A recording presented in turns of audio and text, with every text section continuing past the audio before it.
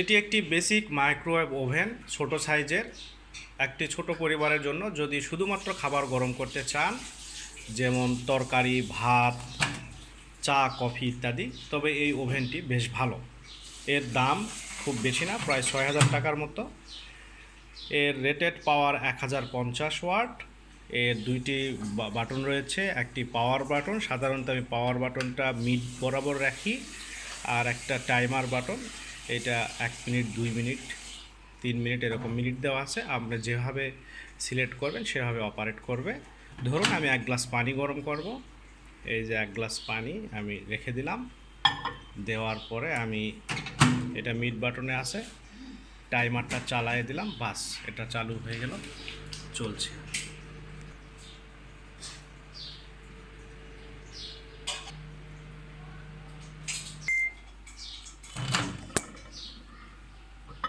পানিটা বেশ গরম হয়েছে, যথেষ্ট গরম হয়েছে। আপনার সময়টা কম বেশি করে আপনি প্রয়োজন মতো পানি গরম করে নিতে পারবেন।